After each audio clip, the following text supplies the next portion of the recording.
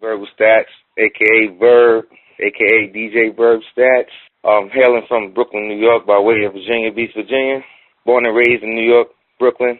Came down to Virginia like 10th grade year. I started singing first. Let me tell you, it's a crazy story right here.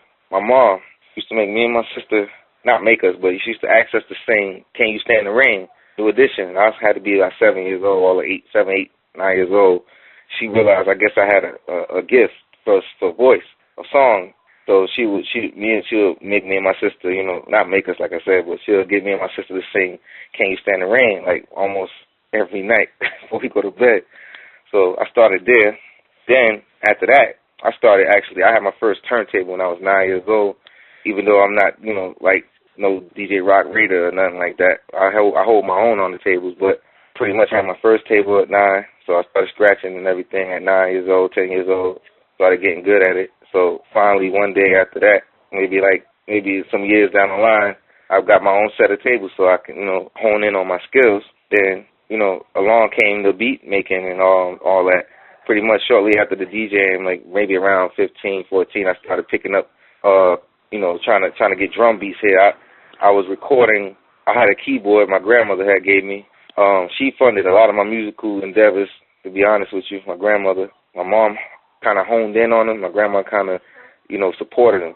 My pops too as well, because my pop was an MC or a DJ. Him and his partner had a little DJ/MC routine they did. So I fell in love with it looking at him and looking at that, block parties and all that, spinning and all that. And, the beat making, like I said, around 14, I started, recording on a little Casio with a tape recorder.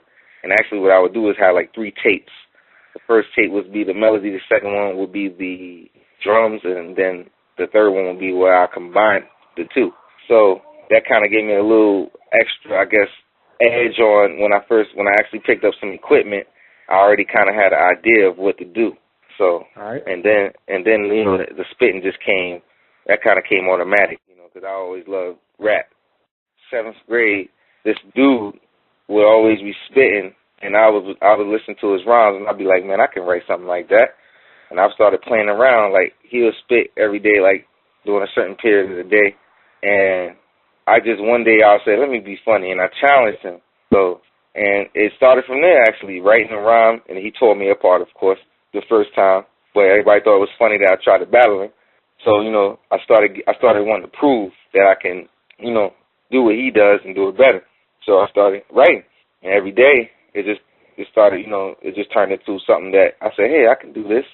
I always, composed music in my head and made songs up. Me and my sister wrote crazy songs off instrumentals and stuff like that. So that kind of gave me, like I said, a little more edge.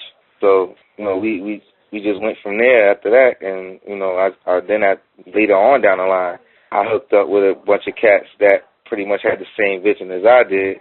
And that's when the freestyling portion of the rhyming came about.